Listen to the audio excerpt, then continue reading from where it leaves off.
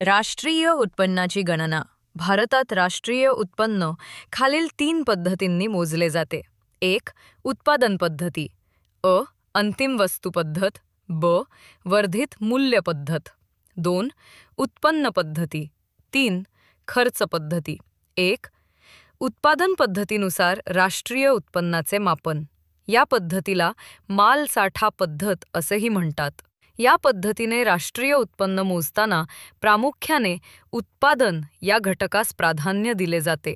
अर्थव्यवस्थेची प्राथमिक म्हणजे कृषी, द्वितीय म्हणजे उद्योग व तृतीय म्हणजे सेवा अशी क्षेत्रीय विभागणी करून त्यामधून एका वर्षाच्या कालावधीत उत्पादित झालेल्या अंतिम वस्तू व सेवांचे मूल्य बाजार दरानुसार मोजले जाते. उत्पादनाची दुहेरी गणना टाळण्यासाठी उत्पादन पद्धतीत 2 पर्यायी पद्धती आढळतात. अ. अंतिम वस्तू पद्धती. या पद्धतीत अर्थव्यवस्थेच्या तिन्ही क्षेत्रातून उत्पादित झालेल्या केवळ अंतिम वस्तू व सेवांच्या मूल्यांची बाजार दरानुसार बेरीज केली जाते. अंतिम वस्तू म्हणजे केवळ उपभोगासाठी वापरल्या जाणाऱ्या वस्तू. मध्यम वस्तू व सेवांचे मूल्य येथे विचारात घेतले जात नाही, कारण अंतिम वस्तू व सेवांच्या उत्पादन प्रक्रियेत मध्यम वस्तू व सेवांचा वापर केलेला असतो. साहजिकच अंतिम वस्तूंच्या मूल्यात मध्यम वस्तूंचे मूल्य समाविष्ट असल्याने दुहेरी गणना टाळली जाते. उदाहरण: बेसनचा लाडू ही अंतिम वस्तू, तर लाडू तयार करण्यासाठी वापरल्या जाणाऱ्या बेसन पीठ, साखर, तेल, तूप या मध्यम वस्तू होतात. म्हणजेच बेसनचा लाडू या अंतिम वस्तूच्या मूल्यात वर उल्लेखिलेल्या मध्यम वस्तूंच्या मूल्याचा समावेश होत असल्याने केवळ बेसन लाडू या अंतिम वस्तूचेच मूल्य विचारात घेऊन दुहेरी गणना टाळली जाते. तात्पर्य: अंतिम वस्तूंचे मूल्य मोजताना त्यामध्ये मध्यम वस्तूंचे मूल्य मोजलेले असते. म्हणून दुहेरी गणना टाळण्यासाठी केवळ अंतिम वस्तूंचेच मूल्य मोजले जाते. ब. वर्धित मूल्य पद्धती. Value added system. या पद्धतीत वस्तूच्या उत्पादनातील प्रत्येक टप्प्यात त्या वस्तूच्या मूल्यात झालेली वाढ विचारात घेतली जाते.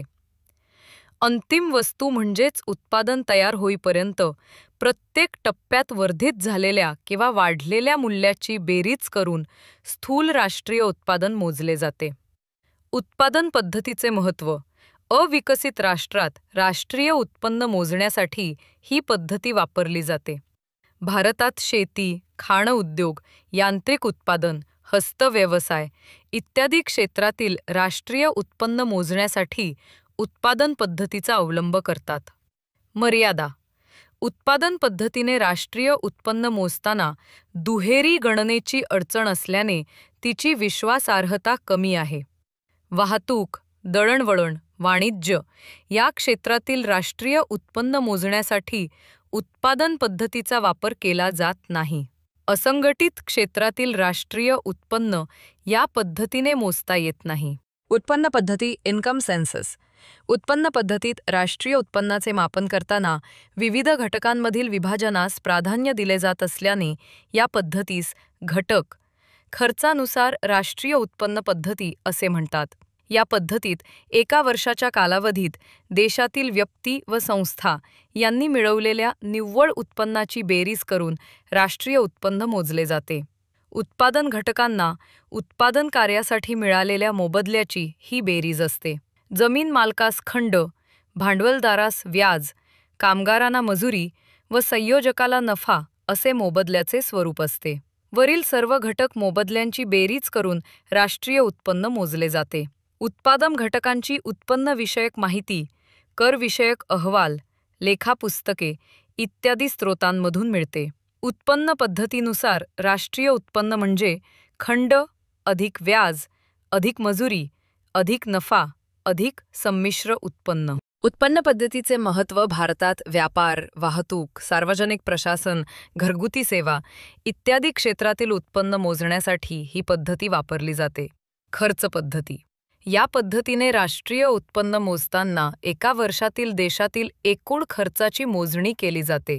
एका वर्षात देशातील सर्व व्यक्ती, संस्था व शासन यांनी केलेल्या उपभोगावरील व गुंतवणुकीवरील खर्चाची बेरीज म्हणजे राष्ट्रीय उत्पन्न. खर्च पद्धतीने राष्ट्रीय उत्पन्न म्हणजे C अधिक I अधिक G अधिक X वजा M अधिक R वजा P. खाजगी अंतिम उपभोग खर्च म्हणजे C. यामध्ये खालील बाबींचा समावेश होतो: अन्न, वस्त्र यांवरील खर्च, संगणक, दूरदर्शन, मोटार यांवरील खर्च, वाहतूक, आरोग्य सेवा या सेवांवरील खर्च. स्थूल देशांतर्गत खाजगी उत्पादन खर्च म्हणजे I. खाजगी उद्योजकांनी उद्योगांचे नूतनीकरण, पुनःस्थापन व नवीन गुंतवणुकीवर केलेला खर्च.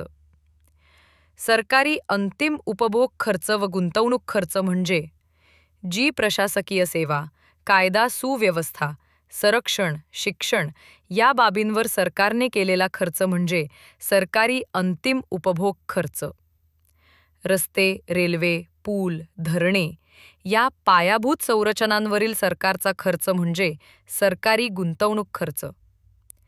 निव्वळ विदेशी गुंतवणूक किंवा निव्वळ निर्यात म्हणजे X वजा M. एका वर्षातील देशाच्या निर्यात व आयात यांच्या मूल्यातील फरक म्हणजे निव्वळ निर्यात होय. निव्वळ प्राप्ती म्हणजे R वजा P. परदेशी नागरिकांनी भारतात केलेला खर्च व भारतीय नागरिकांनी परदेशात केलेला खर्च यातील फरक म्हणजे निव्वळ प्राप्ती. राष्ट्रीय उत्पन्न मापन पद्धतींचे योगदान. उत्पादन व उत्पन्न पद्धतींचा वापर विशेषत्वाने केला जातो. अमेरिका, इंग्लंड या राष्ट्रात उत्पन्न पद्धती विशेष प्रसिद्ध आहे. व्यावहारिक अडचणींमुळे खर्च पद्धतीवर मर्यादा येतात. सध्या केंद्रीय सांख्यिकी संघटना सेंट्रल स्टॅटिस्टिकल ऑर्गनायझेशन म्हणजे CSO ही संस्था भारतातील राष्ट्रीय उत्पन्नाचे मापन करते. केंद्रीय सांख्यिकी संघटना शेती, पशुपालन, मच्छीमारी, खाण उद्योग व कारखानदारी या क्षेत्रातील राष्ट्रीय उत्पन्न मोजण्यासाठी उत्पादन पद्धतीचा वापर करते, तर वाहतूक, व्यापार, सार्वजनिक प्रशासन, कला, व्यवसाय क्षेत्र, कुटुंब उपयोगी विविध सेवा खंडांद्वारे मिळणारे उत्पन्न या क्षेत्रातील उत्पन्न मोजण्यासाठी उत्पन्न पद्धतीचा वापर करते. राष्ट्रीय उत्पन्नाच्या मापनातील अडचणी 2 गटात वर्गीकरण. तात्विक अडचणी, संकल्पनात्मक अडचणी, हस्तांतरित देणी, परकीय कंपन्यांचे उत्पादन, विनामूल्य सेवा, सार्वजनिक सेवा, बेकायदेशीर व्यवहार, स्वउपभोगासाठीचे उत्पादन, किंमतीतील बदल. व्यावहारिक अडचणी, दुहेरी गणना, अमौद्रिक क्षेत्राचा प्रभाव, व्यावसायिक विशेषीकरणाचा अभाव, अचूक आकडेवारीचा अभाव, भांडवली लाभ व तोटा, घसारा, साठवलेल्या मालाचे मूल्य, निरक्षरता व अज्ञान. तात्विक अडचणी. 1. हस्तांतरित देणी, शिष्यवृत्ती, निवृत्तीवेतन, बेकार भत्ता या बाबींमधून नागरिकांना उत्पन्न मिळते, तर दुसरीकडे तो सरकारचा खर्च असतो. त्यामुळे त्यांना हस्तांतरित देणी म्हणतात. याची गणना राष्ट्रीय उत्पन्नात करत नाहीत. 2. परकीय कंपन्यांचे उत्पन्न. भारतात परकीय कंपन्यांनी उत्पादन केल्यास त्या उत्पादित वस्तूंचा समावेश भारताच्या राष्ट्रीय उत्पन्नात केला जातो. मात्र परकीय कंपन्यांचा नफा त्यांच्या मूळ देशाच्या राष्ट्रीय उत्पन्नात केला जातो. 3. विनामूल्य सेवा. गृहिणींच्या सेवा, पालकांनी आपल्या पाल्यांचे केलेले संगोपन या आर्थिक क्रिया नसल्याने त्यांचा समावेश राष्ट्रीय उत्पन्नात करता येत नाही. 4. सार्वजनिक सेवा. कायदा, सुव्यवस्था, प्रशासन, संरक्षण, शिक्षण या सरकारकडून पुरवल्या जाणाऱ्या सार्वजनिक सेवांचे वास्तव मूल्य माहीत नसल्याने त्या अंतिम सेवा म्हणून राष्ट्रीय उत्पन्नात मोजल्या जातात. 5. बेकायदेशीर व्यवहारांपासून मिळणारे उत्पन्न. जुगार, तस्करी, काळा बाजार इत्यादी बेकायदेशीर व्यवहारांपासून मिळणाऱ्या उत्पन्नास सरकारची मान्यता नसल्याने त्यांपासून मिळणाऱ्या उत्पन्नाचा समावेश राष्ट्रीय उत्पन्नात केला जात नाही. या बाबींपासून मिळणाऱ्या उत्पन्नाच्या प्रमाणात राष्ट्रीय उत्पन्नाचे न्यून अनुमान होते. 6.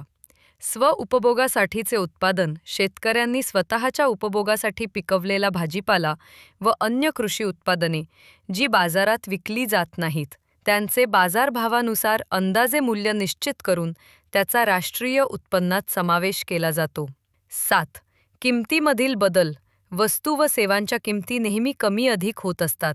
त्यामुळे वस्तूचे उत्पादन म्हणजेच संख्या कमी असले तरी त्यांच्या किमती वाढल्यास राष्ट्रीय उत्पन्न वाढते. ब. व्यावहारिक अडचणी.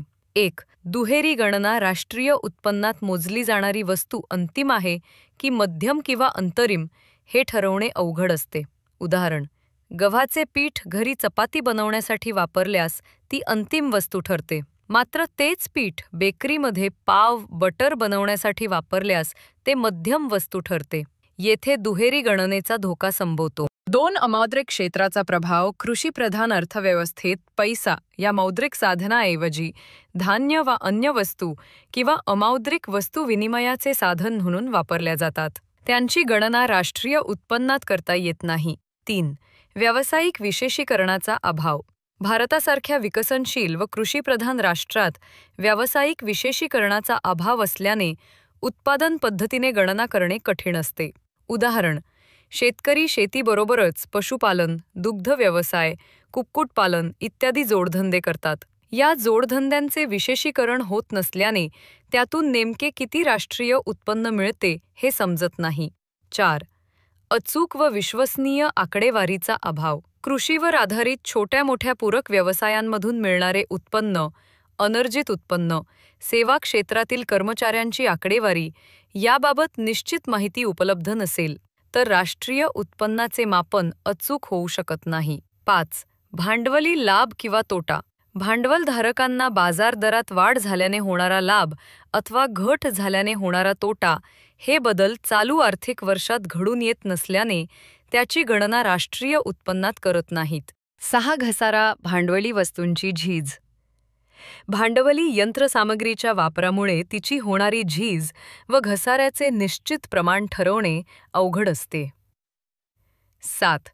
साठविलेल्या मालाचे किंवा माल साठ्याचे मूल्य. उत्पादकाने साठवून ठेवलेला कच्चा माल, मध्यम व अर्धसिद्ध वस्तू, अंतरिम व अंतिम वस्तू या स्वरूपातील मालसाठ्याच्या मूल्यात होणारा सकारात्मक व नकारात्मक बदल राष्ट्रीय उत्पन्नात गणला जातो. अंतिम वस्तूचे मूल्य ठरवण्यापूर्वी मालसाठ्याचे मूल्य अचूक ठरवावे लागते. 8. निरक्षरता व अज्ञान. अडाणी, अशिक्षित व निरक्षर व्यावसायिक, शेतकरी आपल्या उत्पादनाची व त्याच्या मूल्याची निश्चित नोंद ठेवत नाहीत. त्यामुळे हे मूल्य अंदाजे मोजावे लागते. राष्ट्रीय उत्पन्न. संकीर्ण घडामोडी. राष्ट्रीय उत्पन्न समिती 1939. अध्यक्ष प्राध्यापक P.C. महालनोबिस. सदस्य doctor Dhananjayrao Gadgil, doctor V.K.R.V. राव. समितीचे मार्गदर्शक J.R.D. स्टोन, प्राध्यापक सायमन कुझनेट्स. भारत सरकारने ही समिती खालील उद्देशांसाठी नेमली होती: राष्ट्रीय उत्पन्नाच्या अंदाजासंबंधी अहवाल, राष्ट्रीय उत्पन्न मापनात सुधारणा व संशोधन करणे. केंद्रीय सांख्यिकी संघटना CSO. भारतात 1951-52 पासून राष्ट्रीय उत्पन्न मोजण्याची जबाबदारी केंद्रीय सांख्यिकी संघटनेकडे आहे. जानेवारी 2006 पासून राष्ट्रीय उत्पन्नाच्या मापनासाठी 1999-2000 हे पायाभूत वर्ष मानण्यात आले. जानेवारी 2010 पासून 2004-05च्या किमती हे पायाभूत वर्ष मानून राष्ट्रीय उत्पन्नाचे मापन केले जाते. 2014 पासून 2011-12च्या किमती हे पायाभूत वर्ष मानले जात आहे. भारत सरकारने GDPचे आधार वर्ष 2011-12 वरून 2022-23 असे बदलण्याचा निर्णय घेतला आहे. हा निर्णय अर्थव्यवस्थेच्या रचनेत झालेले बदल दाखवण्यासाठी आणि अधिक अचूक आकडेवारी उपलब्ध करून देण्यासाठी घेण्यात आला आहे. या नव्या आधार वर्षाशी संबंधित सुधारित आकडेवारी 27 फेब्रुवारी 2026 रोजी जाहीर करण्यात येईल. CPIचे आधार वर्ष 2012 तसेच IIP आणि WPIचे आधार वर्ष 2011-12 आहे. P.C. महालनोबिस समिती 1960 नियोजनाच्या पहिल्या 10 वर्षात राष्ट्रीय उत्पन्नाची विभागणी कशी झाली यासंबंधी अभ्यास. भारतातील दारिद्र्य अभ्यासणारा नवा गट 24 मे 2012 C. रंगराजन यांच्या अध्यक्षतेखालील या अभ्यास गटात अन्य 3 सदस्यांचा समावेश. प्राप्तिकर कायद्यास 150 वर्ष पूर्ण झाली आहेत.